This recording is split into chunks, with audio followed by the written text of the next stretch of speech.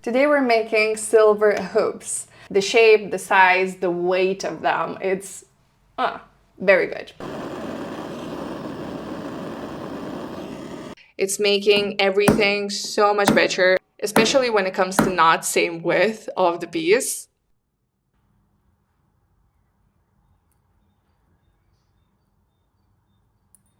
Hello guys and welcome back to my channel. Today we're making silver hoops. We have some silver hoops on the channel and today I'm giving you D-shaped wire silver hoops. And they're looking stunning. The shape, the size, they're very comfortable and very classic silver hoops, so you would never go wrong with this style of hoop. The shape, the size, the weight of them, it's very good. I do have a ring with D-shaped wire as well, which you seem to love a lot. So now we're playing with D-shaped wire again, just having a bit different pattern because I like to experiment with different things and I love how they came out.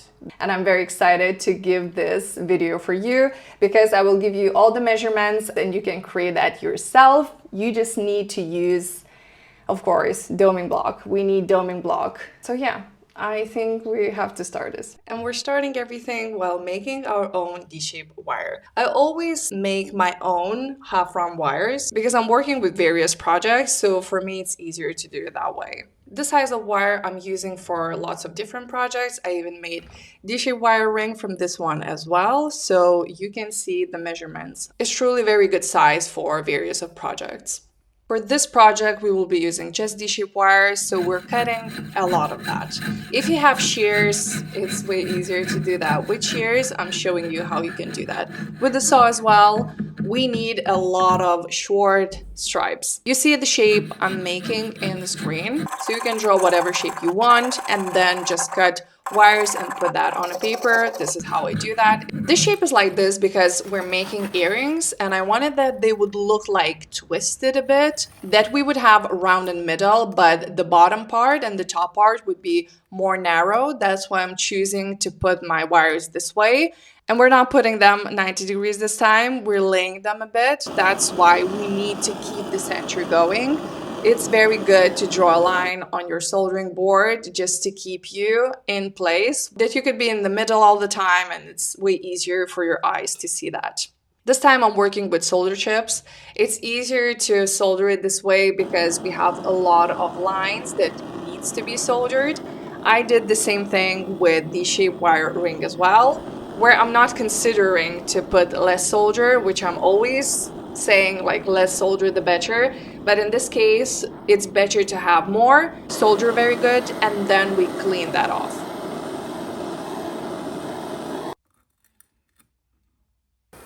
For sanding, I'm using the Deco. You know I love the Deco. I'm using their 100 grit wheel, and then I'm coming with thin, sharp abrasive that I could sand in between spaces. It's very good to have something sharp like this. I always do a rough cleaning in the first place, and then after that, I'm coming and uniform everything. For that, I'm choosing rubber wheels and going through grits as well. When I'm doing my rough cleaning, I always try to get in spaces, so I'm moving my piece in all of directions, and after that I'm coming with direction that my D-shaped wire is, that I could have a very nice lines there, because you always want to keep direction going. We don't want to make it blurred out, we want to actually keep that D-shaped wire as it is. And I just repeat the same action with red wheel as well.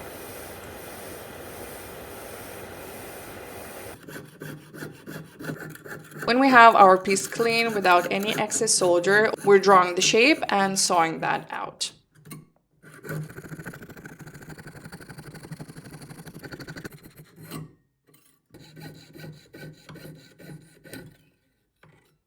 And I'm happy to announce that this video is sponsored by GRANDE, which is a big jewelry supply store where I'm buying a lot of my necessities from. They have big variety from what you could choose, and I'm pretty sure you can find whatever you need for your jewelry making. And they're giving you a code with $20 off of your shipping price. Thank you, GRANDE, for sponsoring this video. Finally, we have the shape that we can work on. You can see we have big difference. We need to file edges after sawing just to have softer, equal lines everywhere. And finally, we can bend it into the earring. When we have a lot of pieces soldered together, you don't want to put a big pressure on your piece. So always begin with bigger size that you need.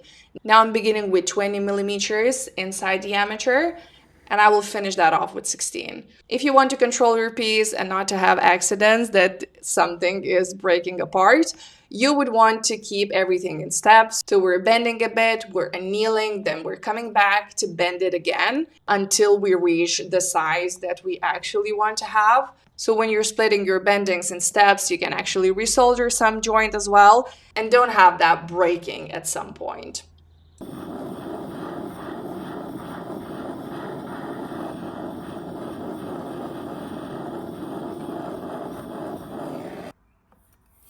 After annealing, we're coming back with the size that we need and just bending that in the shape of the earrings.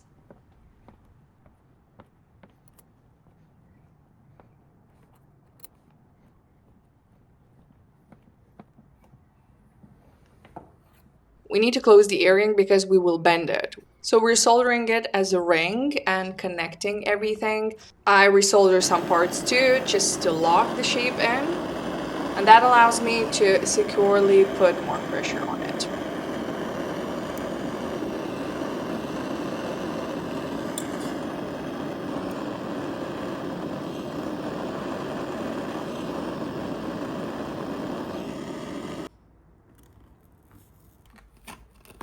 After correcting the shape to the perfect round, we are sanding the edges as always. We want to have uniformed everything. You know, like everything. So finally, we reach the stage where we are actually bending.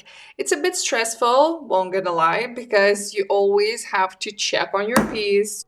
Because while you're going, you could lose a bit of the center, and if you're losing that, don't worry, you can come back on your mandrel and just correct the shape just to have that center again. Here I'm using valve finally. You always said use that, and now I finally have it. It's making everything so much better, especially when it comes to not same width of the piece.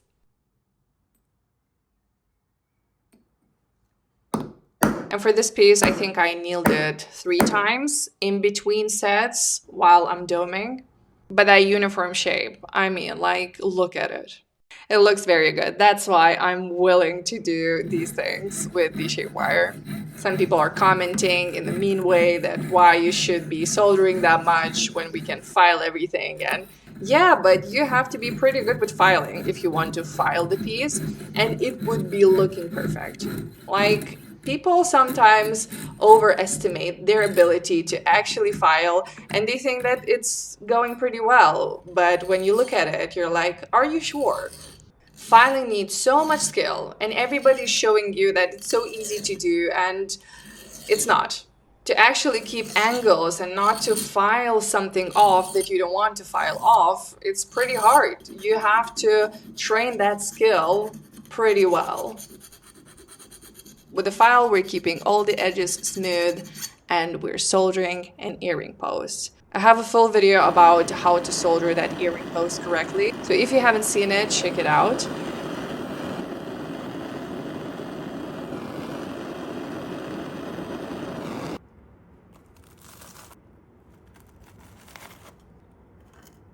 And we're coming back to a bit of filing again.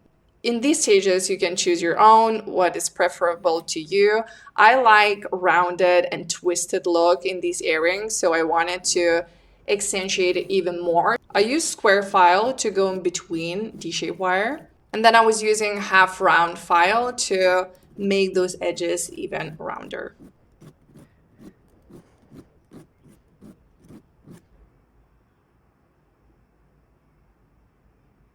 We can see that slight difference that it has, and it looks more rounded. After that, I'm coming with my sanding wheels again because I love to have beautiful uniform pieces. That's why I will sand the most amount probably while I'm doing, because I always say bad sanding can ruin your piece, or if your piece is not sanded enough, it will show on your piece as well. I don't want to have that handmade, sloppy type of looking, which sometimes people just call organic look. I don't call it organic. For me, most of the times it looks unprofessional, and yeah. We do have exceptions, of course, when we have true artists that intentionally make pieces like this, then it's another story. But when it comes to just making plain pieces, that's why I'm showing you before and after. You can see those slight differences that makes that piece complete. And of course, we're putting this one in a tumbler. It makes it even more uniform looking and more shiny as well.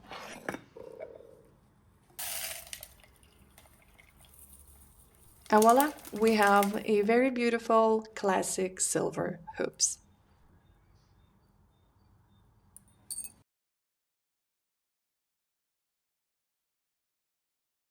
Okay, we're done. We have beautiful hoops and they are looking so pretty. The shape, all of that, and that perfection that you could achieve with doming tool. You couldn't even tell that it's made with doming tool, right? I hope you find it useful. If you have some questions or suggestions, leave them in the comment section. If you have a project in mind that you would want me to do on the channel, let me know in the comment section as well, because I always read your comments. I can't reply to all, but I always read them. So if you want something, just let me know. Maybe you have some tips yourself how to do this project as well. Let me know that too. And yeah, I hope you liked it, and I will see you in my next one.